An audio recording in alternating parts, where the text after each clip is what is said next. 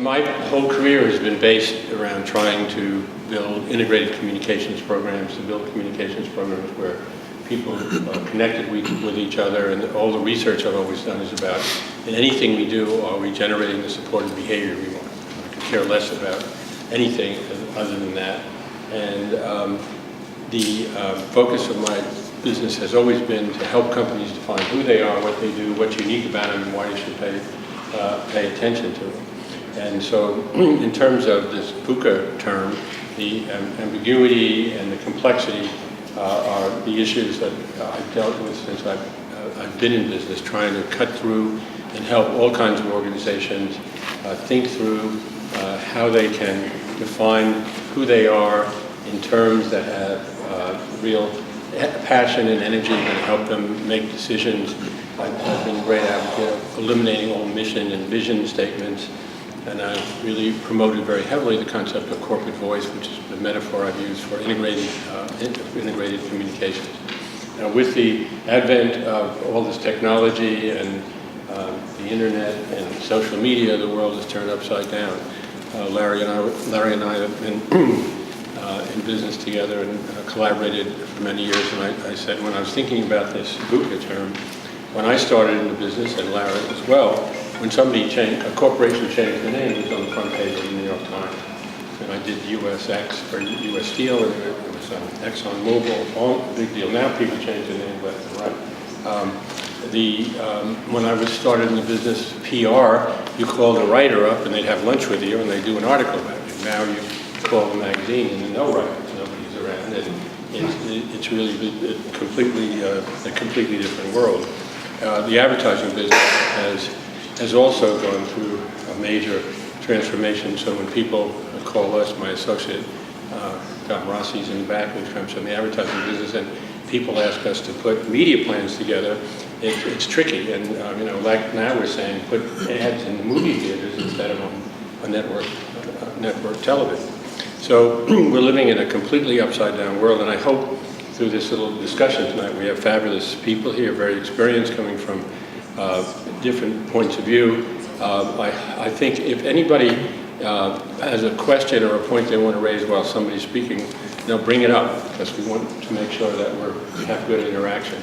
So let me just take a couple of seconds and introduce everybody. To my left is Larry Ackerman, who is truly one of the most experienced people in the brand identity business, and has his specialty is personal identity and corporate identity, and he's written about it.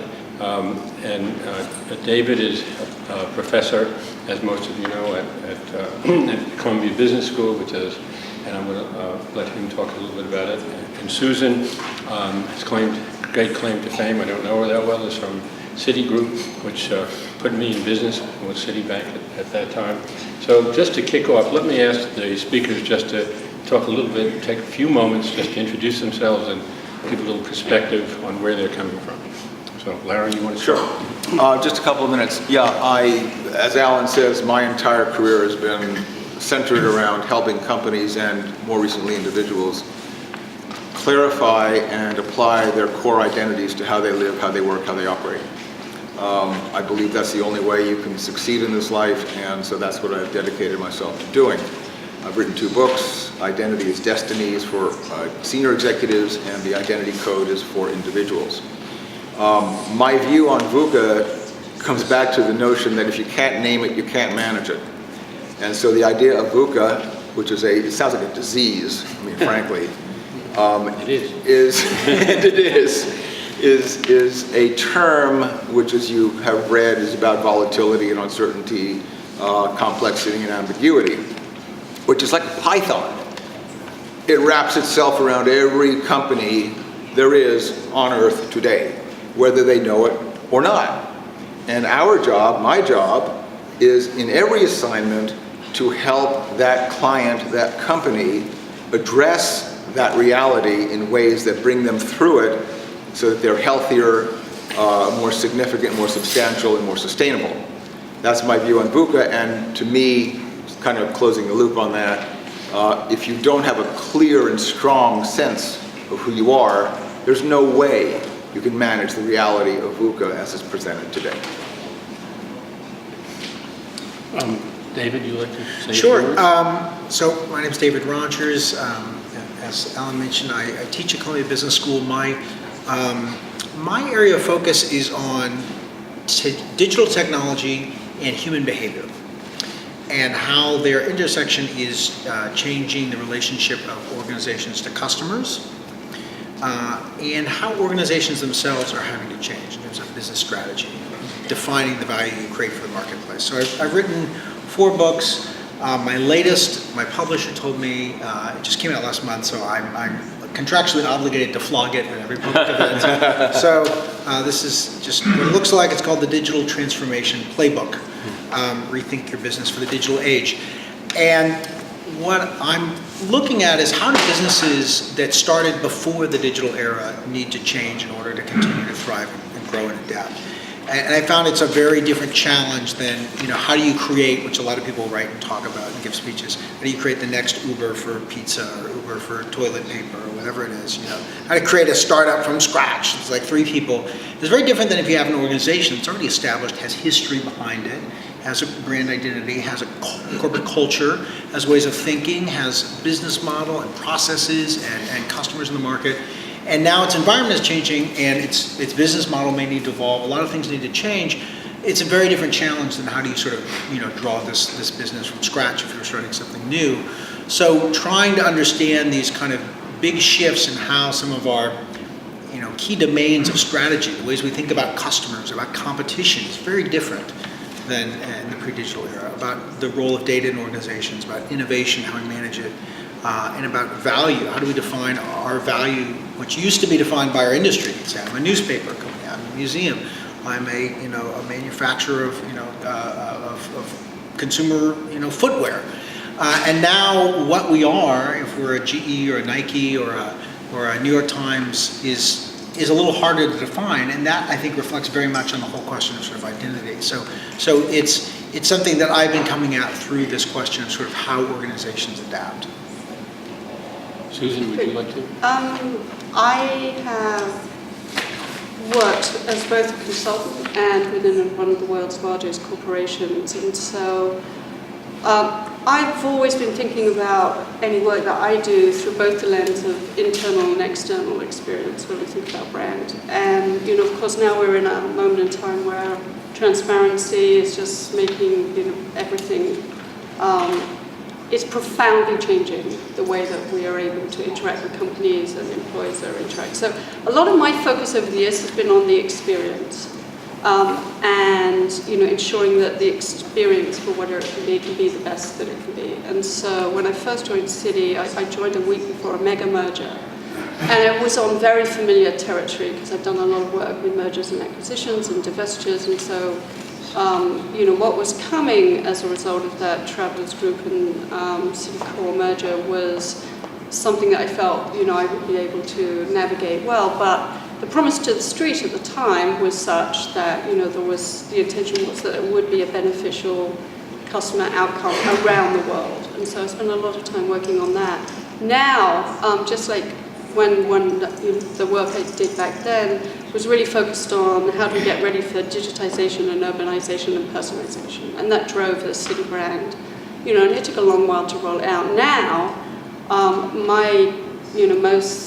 thing I'm most interested in is the other megatrends that are at our door, because we've got climate that's changing, our concern about it and the lack of resources, the global shift in power, social demographics are shifting. Rapid urbanization is now happening, like 1.5 million people a week are moving to a new city. And then to boot, we've got this bio and tech, breakthrough that's changing. So there's pretty much, in my view, although there's tons of uncertainty and complexity and ambiguity and and so on and so forth through this term that's been coined, there's tons of opportunity. There can't be a brand out there that can't find a decent problem to solve at this moment in time. And so that's what's always interests me. There were always lots of wonderful problems to solve at Citigroup, and other companies I think are doing great things, big or small. So that's the way I think about it. Okay, so what we have now is this totally disrupted society. Things are turned upside down, the values have changed, the competition has changed, we're in a global marketplace. And all kinds of customers, people who buy stock, the entire business environment wants to know who they're dealing with, who's the company they're dealing with. And so how do you all approach this question of building identity in this environment that we're working with? Everybody who comes here to this office, everybody has an identity problem. They can't define who they are, what they do, most importantly, what's unique about them, and how they can take the threads of this company, which is very frequently diverse, and tie it together into some kind of an identity scheme that helps them define who they are and make decisions. So let me ask you first, David, if you have an identity problem, a new company comes to see you, an existing company comes to see you, or a company that has issues with defining who they are, attracting people to work for them, how do you approach it? Well, I think depending on the organization, you certainly have to look at the sort of history of the organization. If you have a company that's got a significant history about it, that's got to be one of the key dimensions you're looking at to understand, because that's going to be a tremendous resource for you to draw on the more history you have. You have to take, although it's an internal process, I fundamentally think you really have to take a customer-centric view as well. Because if you define yourself in a way that's not relevant, I think you have to take a customer-centric view to defining what your mission, your purpose, your identity of your organization is going to be.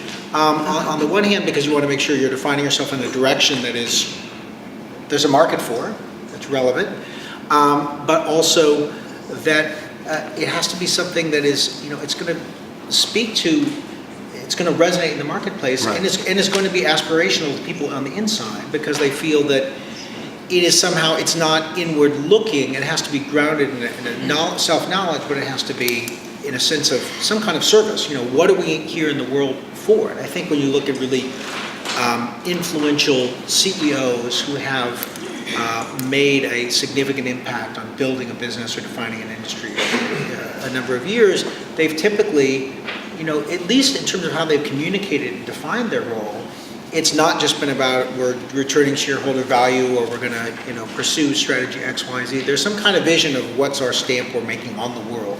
We want to make things better in what sense? We want to make this more beautiful, or this more usable, or this more rich in people's lives. And if you can articulate that, I think that's very galvanizing for people inside the organization. What organizations do you think are doing a good job in creating identities today? So an interesting one that I've spent some time with recently would be, and because it's relevant to the sort of digital challenges driving this, would be GE.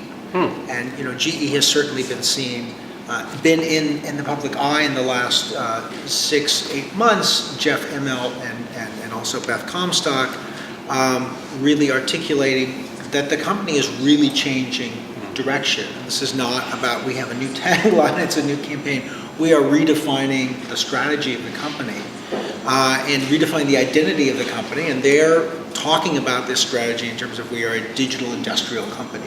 And so everything we are, pulling back to our heritage of certain core strengths of industrial things like locomotives and medical equipment in hospitals, MRI machines, and certain kind of categories, and saying this is where our heritage and our strength is, and everything, all these things now is no longer a product, it's a software and a product, and that's how we're going to think of everything. And they're using that to determine everything. What are they spinning off? GE Capital, almost all of it. What are they acquiring? How are they recruiting people? They are creating content. You may have seen the ad campaigns or the content, the stories they had about the cool young programmer who gets a job at GE, and there's one where the parents think he's going to, that he's going to be, making machines. He's like, no, I'm a software guy. And then the other where his friend who went to study coding is working at some silly app with animals with funky hats. And he's like, no, I'm actually going to help hospitals run better. But they found that's tremendously supercharged their recruitment. Because they're competing, they've got to draw top young coding talent versus a Facebook and a Google and so forth to make this strategy happen. and articulating in a compelling way this vision of this is who we are now as a company, is bringing in their talents, telling them what they should invest in, what they should divest in, and you've got to have everybody in the company understand it if you're all going to act on it. And it's a great big transformation. It is. It takes a gutsy thing to do. Yeah. I think IBM is another company that is doing a very similar thing, getting out of the hardware business. Yeah, they're a little further along, but absolutely, very similar transition. So Susan, how do you, if you have, you've worked doing this kind of work for a long time. A big company comes to see you, they're going through a transformation. What's the methodology you use to get at the soul of the company and figure out how to build an identity program for that that works? Well, I'm a big fan of talent, that you should put talent on the problem as opposed to a process. So I agree that, if it's a large company that's coming forward, they've got some legacy of culture and brand that is, it's usually pretty powerful. And so I think very talented teams of people will be able to look at what's there that's valuable and know how to kind of distill it to its essence. And so once you've got to a place where you've got a consortium, I do like, if it's a large company, you need a large consortium. The most consultants I've ever worked with, and Dom's here, he might remember, there were 16 different companies, so the global ad agency, the global PR firm, individual consultants, brand strategy firms. So if you're Citigroup was and still is a very large corporation, so you need, when you come to, how you're going to look at scaling this, then you need to have teams and processes internally, but to really get to, what's the point of the company, what's the point of the brand, to distill it down. I've always worked hard to, pick up the telephone and call whoever I think is the best. How do you tap in to the talent in the company who can give you the opportunity to move beyond what's expected to new dimensions for the company and build bigger aspirations into the identity? How do you use research? Do you? So I might think about that question in a different way, perhaps. So I think what was then is not now. So some of the things that I've done in the past, I would not be doing in the future. So I'll give you an example of something that was at many companies. I mean, think even at IBM and at GE was very difficult to do. And so the bit that I think was always challenging was really the piece around bringing the culture to life. If something challenging has happened, how do you reignite employees? Now, and I'm talking in the last 5 years, 2 years, and I saw something last week that I thought was a tremendous step forward, is now we have the opportunity to really engage the employee base in a way that we weren't able to before. So at some stage in my career, we didn't even have the emails of all the employees at Citigroup. So we could not have sent an email to everybody on one day around the world. It would have taken layers and layers. Now there are some, I think, bright-minded souls and entrepreneurs out there who are creating apps to engage bigger corporate cultures. So there are employee advocacy apps now which will allow companies to, and I'm sure some of you know about this, but you can send messages and content to influencers in your company, and they will be able to then recraft that in their own voice and then send it out into the universe, either by tweeting or blogging. And there's a filter that's put on that by the company in that, you'll be trained a little bit, it will be reviewed, the first 5 blogs or tweets will be reviewed, and then that influencer, and it could be, if it's it could be somebody in treasury, it could be somebody in the credit card business, it could be somebody in a call center. Once they've done something well 5 times, then they are free to message out. So there are plenty of companies where I think these type of apps, the one I saw the other day that I was like, that would have been so useful, was an app that was invented by UBS intern, which allows you to invite other people to lunch. So in a large company where you might like to get to know people, that's always been a problem, because you might be able to look at the database of names, you might have some sense of where they sit, but you wouldn't always know which location they were in, what they were responsible for, so on and so forth. So I think companies, all around the world will start embracing these things, But and it will shift the culture. how do you aggregate all this information into any kind of coherency? Well, I think with the employee advocacy app, that rolls back up to a database which allows the company to engage in social listening. So the company itself will control that. It's not in the big data domain, but you'll be able to see, and obviously ownership of this data will maybe be fought over. And accountancy firms are trying with this because they're not regulated. The regulated business I was in has lots of challenges. But I do think, just to wrap to, the identity brand piece, I think, the world doesn't really need any more logos. I think it does need, it needs a ton of great names and very simple statements. And for me, I think it doesn't matter anymore whether it's a mission or a vision. Right. It depends what the company needs. What company do you think has a statement that's simple and powerful that attracts you? Well, I think I have to say, I have always liked IBM's smart cities. I like the idea of that they're building everything on the idea of a smarter planet. Then they distilled it, and they are they've got Watson, and Watson's amazing.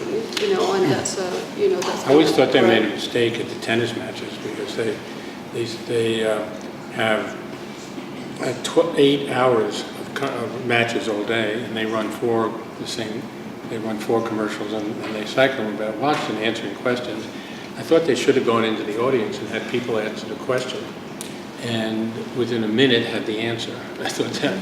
Anyway, so let me move to Larry one quickly. So Larry is, who I know very well, has been doing groundbreaking work in identity, very much both in, as you mentioned, personal things, but mainly in big industrial companies where mergers and restructurings of the company. So how does this VUCA idea, which is the theme of this thing, how has that affected the work that you're doing in recent years? So, thank you, Susan, for allowing me to think about my answer. Appreciate it.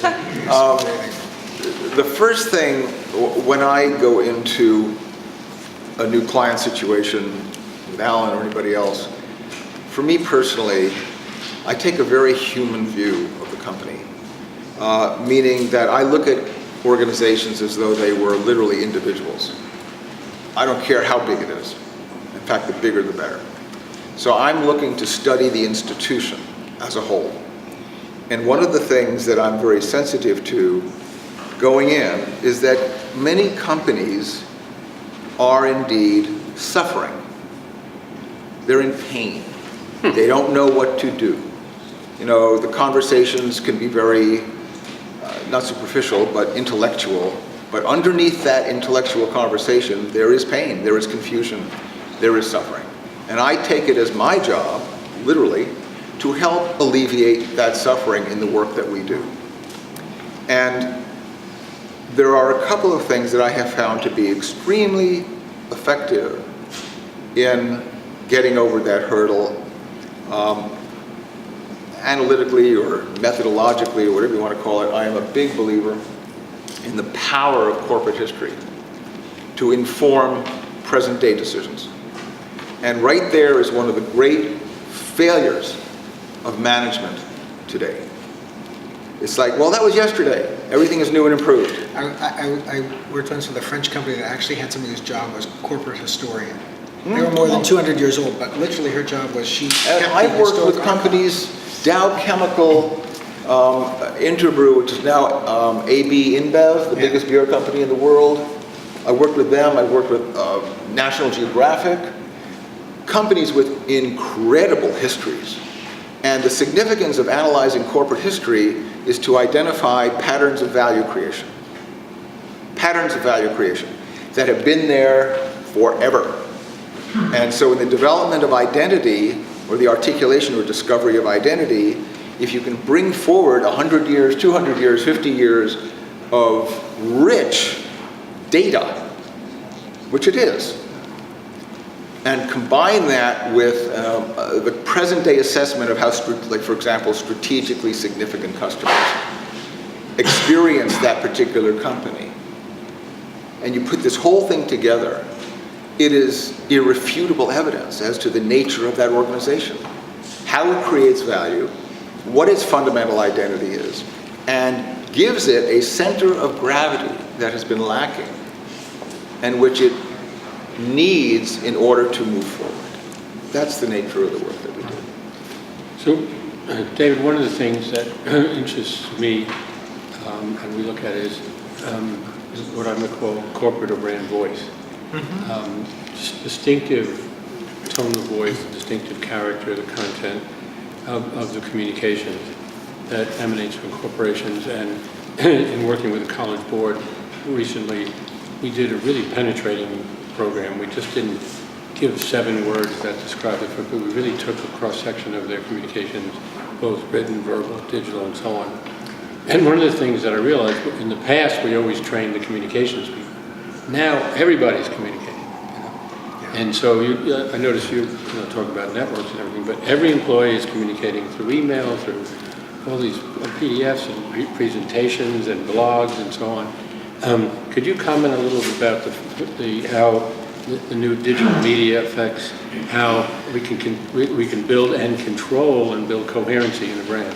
Yeah, Susan mentioned transparency, of course, being amplified tremendously by what's going on in terms of technology.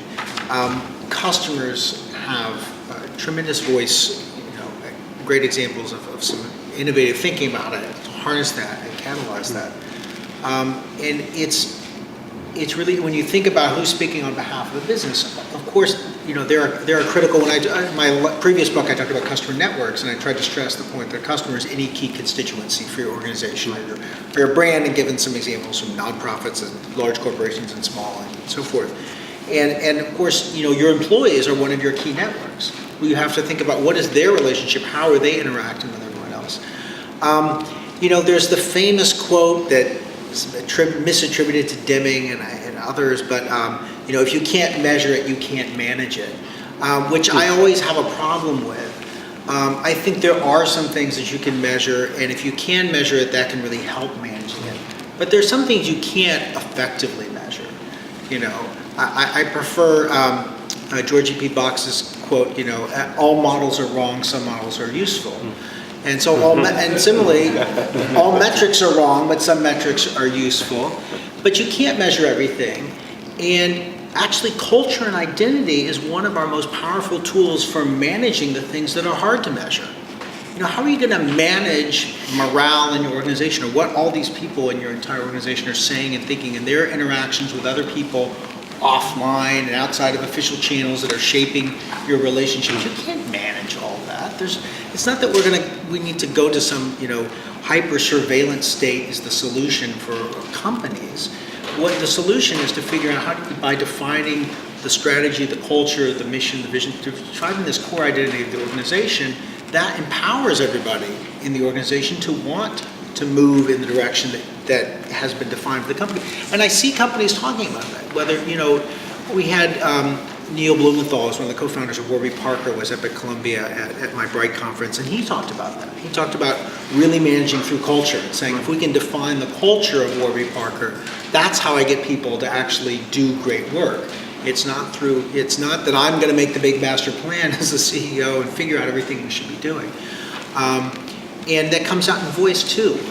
Talking with Kate Spade New York as a brand that has a real, they really focus a lot on defining their voice and seeing how that plays out in everything from what's the copy inside the packaging when you unwrap the product that tells you what it is, to the way people speak to you, or customer service when you walk into a retail store, to what they post and how they capture it on Instagram. So it crosses over from traditional media to anything new they're doing, that they always try to come back from this definition of the brand voice. And I think that's, in a case like that, like a consumer brand, a lifestyle brand, thinking of a voice is a great way of thinking about whether it's the voice or the mission or the identity or the culture. Having that real clear core is, I think, essential to managing when you've got so many more people inside and outside the organization who are interconnected and influencing, the future of your business. I mean, can you even imagine trying to navigate this VUCA world if you don't have that?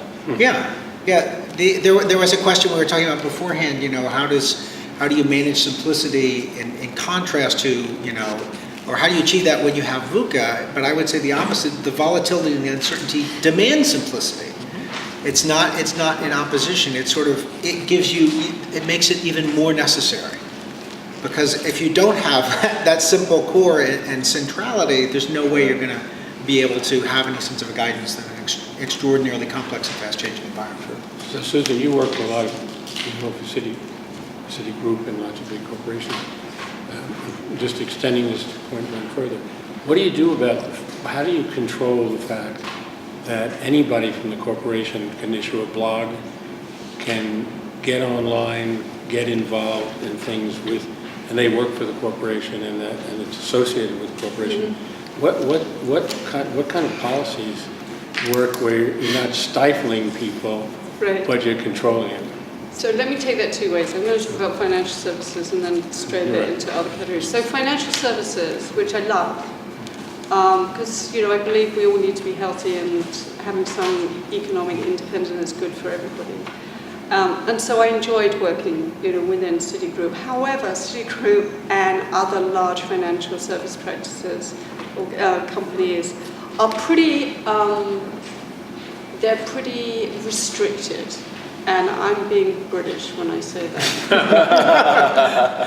So there are lots of things. So first of all, if you work for a financial services firm, you may not know this, but you are not allowed to tweet or blog on behalf of the company. You absolutely have to pass anything to global corporate communications.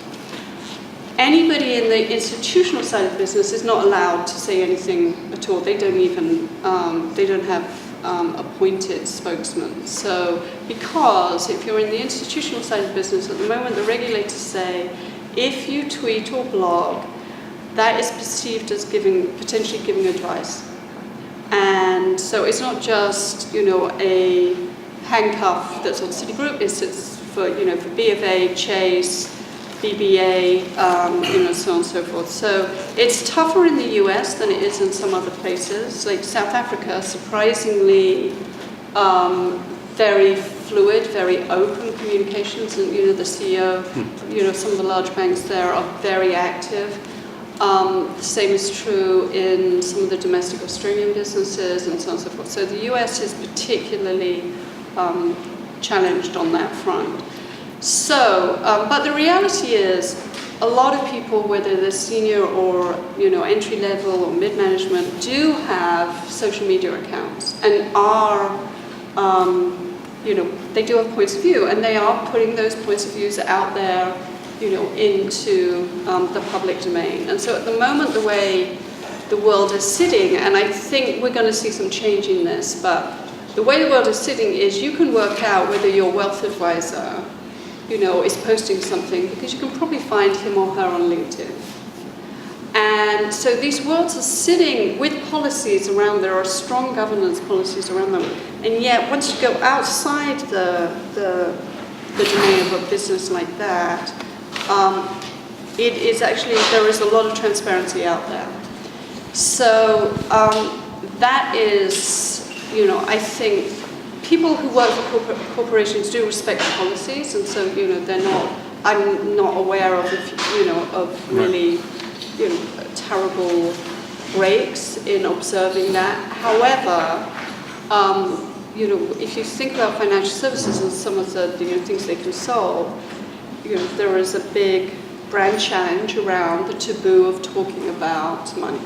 Right, we'll talk about sex, we'll talk about politics, we'll talk about religion, but the taboo of money is still, a pretty big taboo that keeps that industry also, pretty fettered, let's say. So I think, I know Washington is moving to make some changes on the fintech startups because they're unregulated, they can gather data in different ways, they can profile customers in different ways.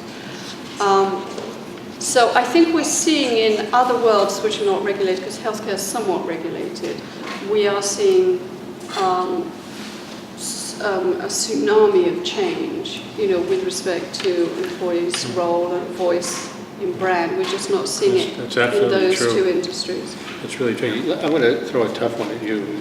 So, since we started in the business, one of the reasons I went into what was known as the identity business and not the brand business was that we worked with senior management. Senior management got involved and took an active role in leadership in promoting these programs. And when they to some degree protected against the committee diluting, in effect, something that had energy and drive and passion. Right?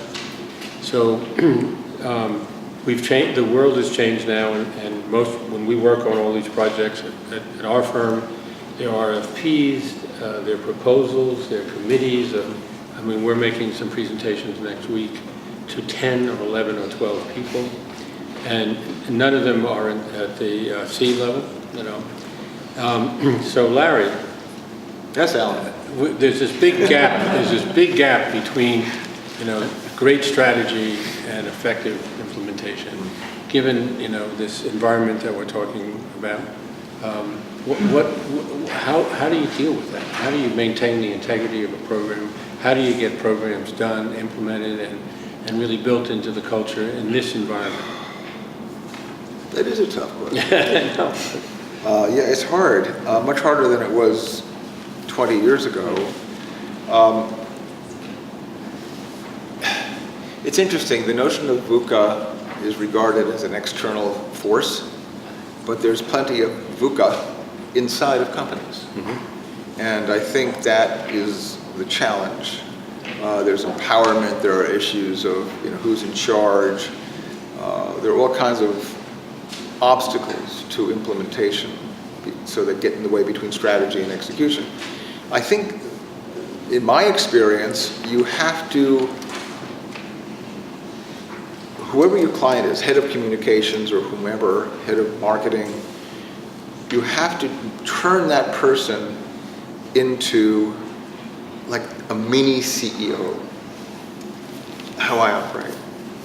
It's like, I want to make sure that you have deep knowledge about what we're doing, that it makes sense to you, that you will have the technology, the techniques to know how to go about and implement this thing. And I think what's really important is you must socialize change. You must find ways to bring employees into the process of implementation. You cannot simply impose, you must engage them. And especially when you're dealing, in my experience, with issues of culture based on changes in values, there are techniques where you invite the employees to say, okay, here are these new values that these crazy consultants have proposed and we think is pretty good. You tell me what would change in your job if you were to actually embrace this value tomorrow morning. Let's talk about it. So you engage with them, you bring them into the solution, you make the organization part of the solution, not part of the problem. I think that is fundamentally important. And if you don't do that, there's no way this is going to work. Yeah, it's best when you had CEOs who would simply declare, here's what we're going to do, let's go get it done. But those days are over, way over. So you have to be much more articulate, I think more dynamic, more nuanced, and more engaging in how you bring about change, and then it can work. The thought of implementing a strategic positioning globally, for a multi-billion-dollar company, changing, communicating it, getting people to buy into it, getting people how to understand it, use it, make it more than a logo exercise, but a really penetrating program. Has been one of the biggest frustrations I have, seeing business. Like when I was at Siegel and Gale, maybe did 250 programs and maybe 30 were really done right, and the rest of them, were superficial. So if you're really, and when you're putting together these big companies, merging companies together, it's really rough without a leadership that's going to live the brand. So if you're teaching a course building a course at Columbia Business School on that issue. What are your perspectives of how you would approach it? Well, one of the things that, just picking up on your last point, which I've been talking with companies about, is you also simply have more, you just have more touch points. I mean, the places where your brand touches the customer. It used to be, as you define this, and the CEO on high says, all right, this is what we're going to do, and go out and do it. What do? All right, you got your ad campaign, you got your logo, you got some packaging, maybe you change the paint on the trucks. You got a list of things you have to do, but the places where you're going to communicate the identity, it was a much shorter list. And I think, and that list is getting longer by the hour, I would say. Yep. As well as the fact that we're in we are in more global markets. We have companies that are operating in more different places. We have companies that are in more business units. When I talked to a friend of mine, was at the time SVP for social media at Citigroup, and he said one of the challenges is you have a business like a Citigroup that's in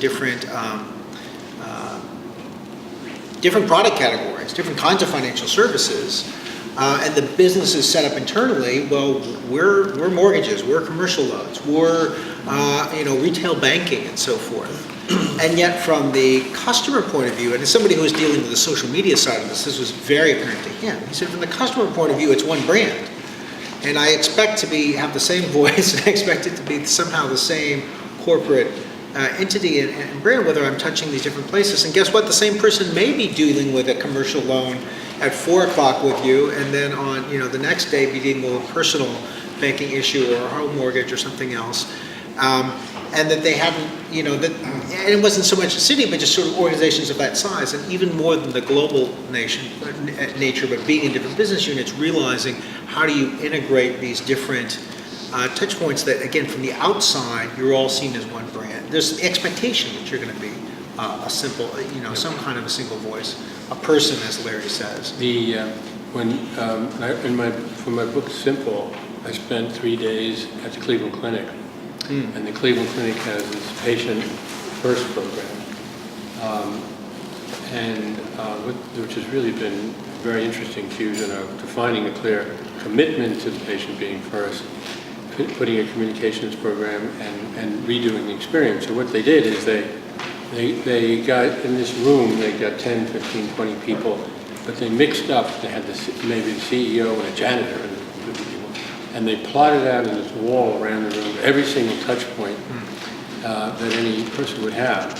And they came to one of the conclusions they came to was if you came to the hospital, you interacted with 100 to 150 people, which was shocking, to those people. And so they went through this, this research, and then they redefined each of these touch points, how the hospital was going to behave. And they replaced the head of the Patient First program, who was in Human Resources, with a famous doctor, which was an interesting, I thought, development, who gave it a little bit of different dimension. And the CEOs lived it and were out working on it. And when I was walking around, I noticed these people sitting around, and there was a big electronic thing at the top, and these people had code numbers, and that chart told them where their family members were in the sequence of the operation. And I was walking down a hallway, and I looked to the right, and there was this giant avatar, this beautiful woman, and the woman said to me, "Where are you going?" And I said, "I'm going to see, so-and-so," and they said, "Here's a map, and push a button, and you get a printout, and here's my number if you get lost again." And when I was walking around this, my colleague, Irene Ackerman, who wrote the book with me, Irene said, "Why is the air so nice here?" They said, "Well, they opened the windows, and when people were waiting for an appointment, they had classical music, and it's really one of the best personifications I've seen of how to change the experience and build into the culture of the brand." And I saw somebody spill some coffee, and 2 doctors and a nurse came over and said, "Don't, step on it." And it's not phony, it's real. Yeah. It was really a good experience. So let me ask you a question, Susan. What organizations have you seen that have transformed themselves to that degree, if any?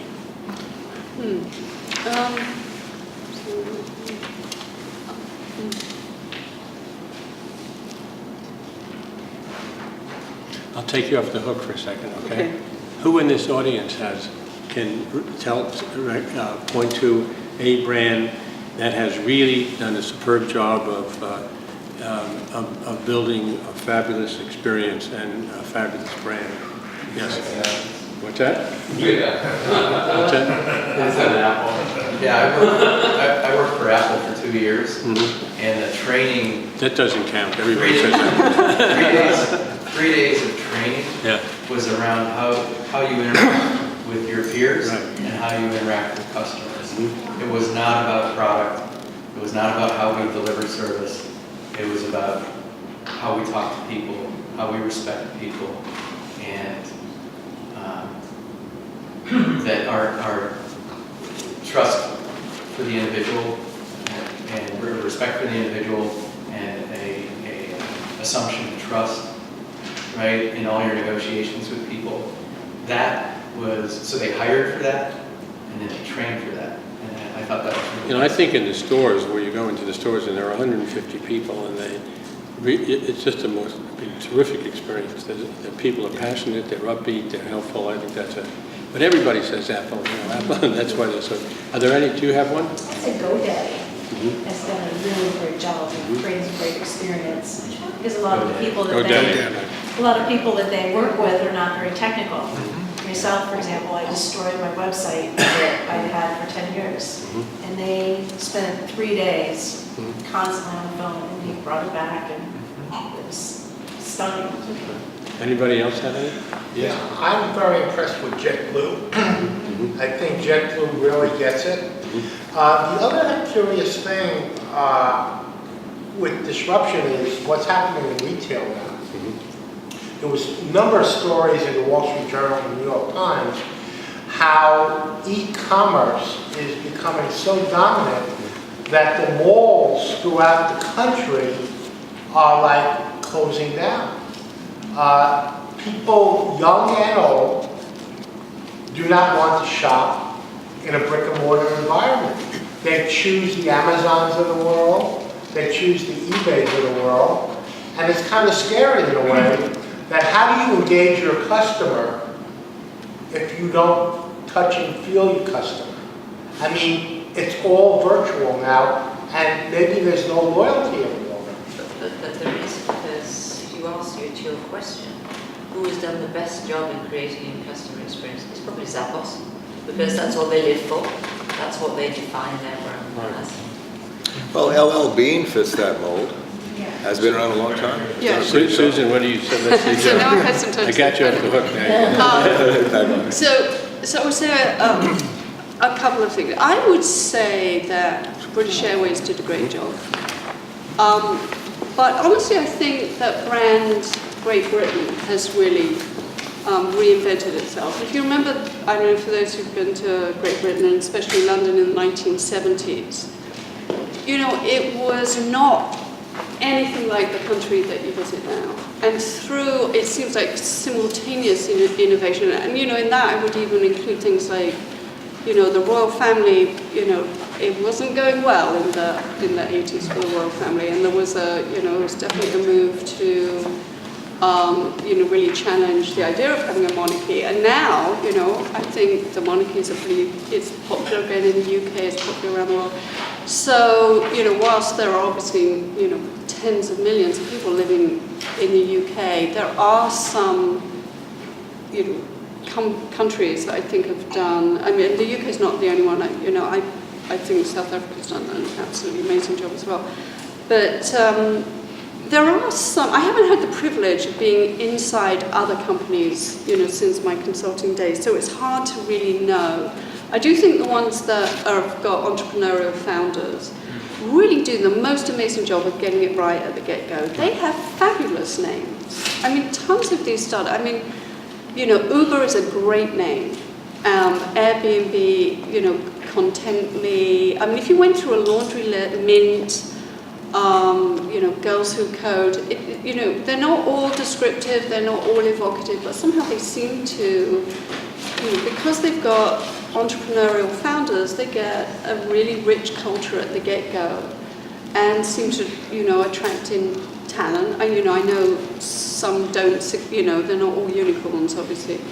So those, I think the States has less companies that have managed to kind of reinvent. There's been so much merger and acquisition that what happens is, companies are bought, and there was a great moment. I'm not myself sure that HP have done a great job in their. I don't think they have. In this recent moment, I don't know though. That's just No, you can't. When you put together 150 companies to build your balance sheet up, you can't. They don't integrate. It's crazy. But I think that the two companies that are shockingly excellent. One is Elon Musk's, car company, Tesla, and I don't know how many of you have ever been in a Tesla, but the whole experience is exceptional. And Amazon, I think Amazon's blowing everybody away. I think he's a genius. And you can't look the same, didn't you?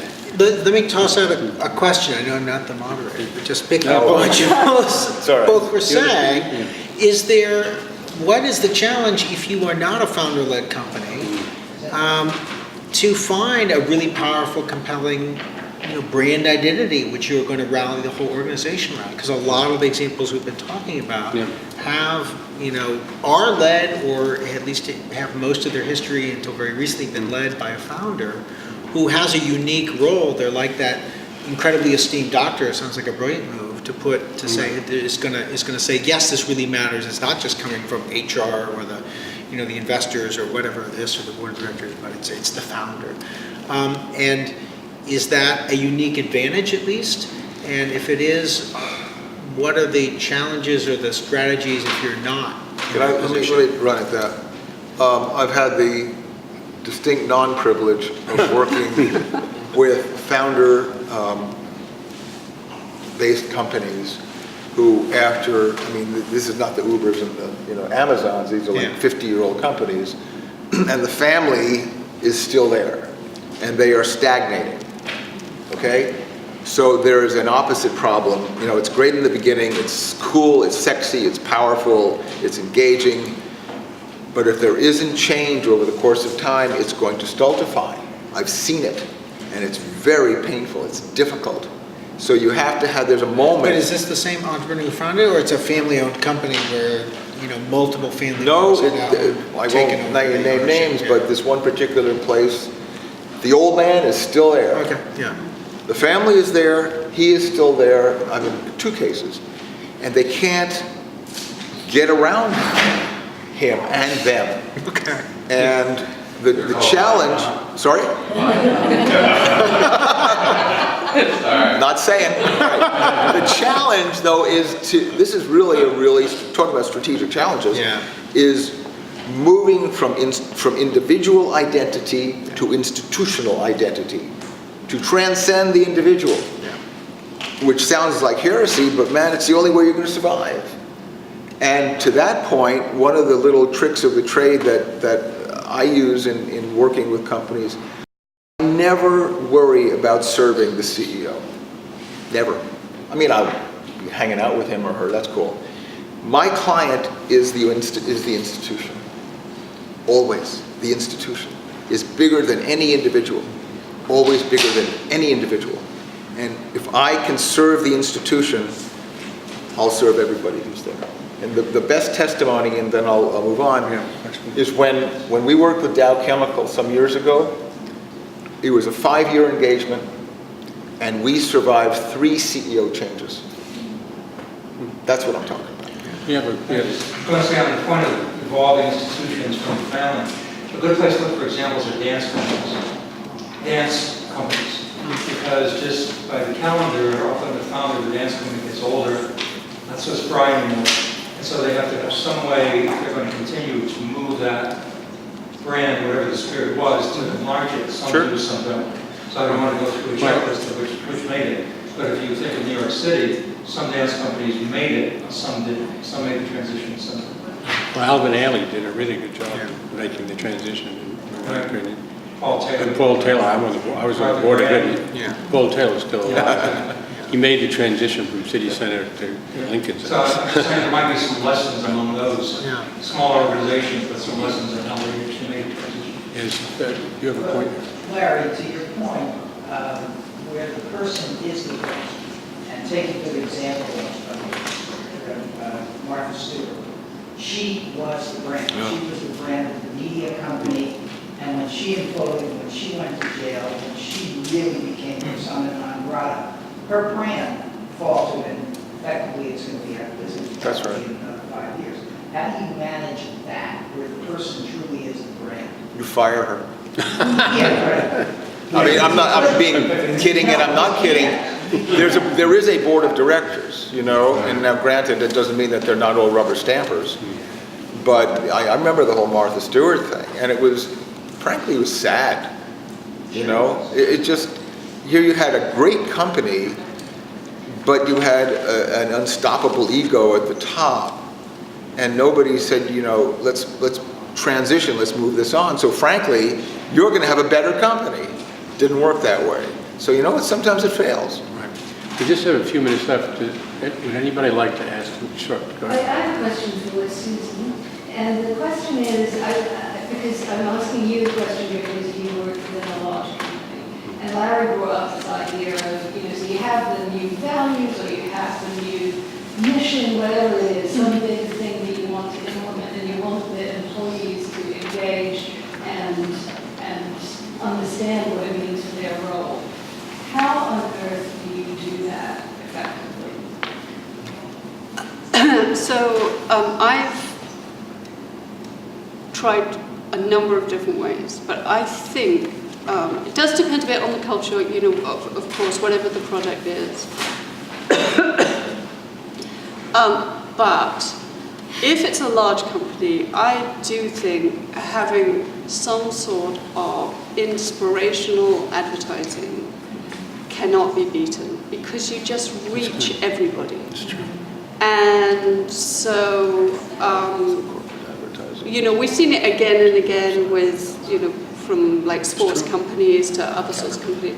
Because once your inspiring mission is out in the public domain, what I've observed, you know, not only in my role at Citi and other places, is that a sense of pride is suddenly, you know, amplified, and everybody knows what the idea is, or, you know, what the mission is, and they're able to tell their story. I mean, the most recent work I did was quite literally on a campaign where we told the client stories.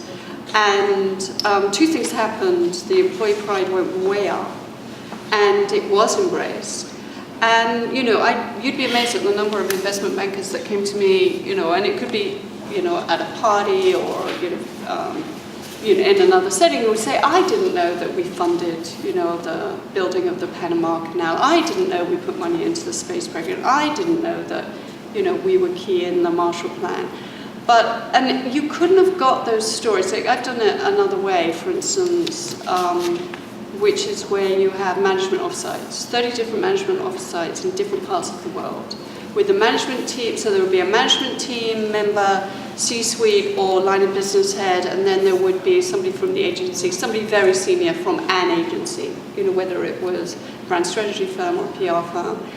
And what you get then is, and it would usually be at the managing director level, and there's 3,000 of those at a place like Citigroup, people would be informed, so they would know what the strategy was, or they would know what the mission is, but they actually wouldn't, it didn't move them, and it takes a lot to move people emotionally. And so the smaller companies, you know, the smaller company, the easier it is to move people emotionally. In larger companies, you know, I know social media is with us, and, you know, so maybe the way that the channel is managed, you know, is more of a social media channel than a, like, you know, above the line TV media buy. But I still think that, you know, the emotional content that you can put into some sort of, you know, let's call it advertising for one, you know, I don't love the word content, but, you know, Yes. that think is still successful. I've had the experience of managing a publication for Kodak online for 2 years. And they were coming out of bankruptcy and they had a tremendous challenge. And we had to draw upon the Kodak legacy, and good and bad at that. And the lesson that I've learned is that the best way to dominate an industry is to report on it. I mean, you talk about VUCA and all of the craziness that's going on and the chaos. And I think it's a challenge, and so my question is, how do you get these organizations that are either state or dominated by intensely powerful founders or whatever the thing that inhibits them? Because all of those things that tear them down are the things that create opportunity for the competitors. Yet, being a publisher and reporting on all that chaos and having a perspective on that has actually allowed us to create, for Kodak, in one specific niche, a very dominant voice. And I think this, you've written on it, being a publisher, but being the next Malcolm Forbes is a culturally different thing than what traditional brand people have been. So how would you encourage organizations to take on that publishing mentality and find a new way to leverage all this media environment instead of be afraid of it? I mean, the trouble in my experience is that corporations, it's not in their culture, it's not in their heritage, it's uncomfortable for them, and when they do it, they sanitize it, and it's worthless. Yes, Robin. Go. I was going to say, we've all talked about getting culture communicated and inculcated and how do you actually bring it to life. And in my experience, unless you get the people inside the company on board to actually recognize those changes, monetarily or anything else, it's all nice to have people understand it, but people behave, their behavior has to be rewarded somehow. And I think that's often where it falls apart. Are you suggesting that when people get their annual evaluations, that their ability to be brand ambassadors play a role in their bonus? Is that what you're saying? It may not be worded that way, but I think there's a point of connection that hasn't yet happened in most companies, which is that the CMO and the head of global HR are not in lockstep. Yeah. And, you could say also sometimes CMO and the CIO is not in lockstep. But that piece of, who's going to inspire, and connecting the dots, because usually the head of HR has a different set of evaluation tools. Yeah. Well, Susan's point was really well taken, though, about the advertising. People go to a cocktail party and they work for a company. People have seen the ads and they talk about it. But I remember when we were working with repositioning Caterpillar, we got stock footage from television of Caterpillar equipment putting out the fires in Iraq or Afghanistan. The equipment building the tunnel between France and building thousands of roads, building in Peru mines, and taking down the Berlin Wall. Taking down the Berlin Wall, which was incredible, very emotional story. The commercials cost $6,000 to make because we were footage you had. we used stock footage and it had to be. I mean, we couldn't You couldn't stage that. No, the network. Very expensive. CGI. The network Taking down the they Berlin wouldn't Wall. let you do it. They insisted. Yeah. So we did these great, and it was the best. It was the most amazing thing. So I think we. Please, I welcome everybody to stay, have a drink, have some more hors d'oeuvres, and I thank you all for coming, and I thank our panel.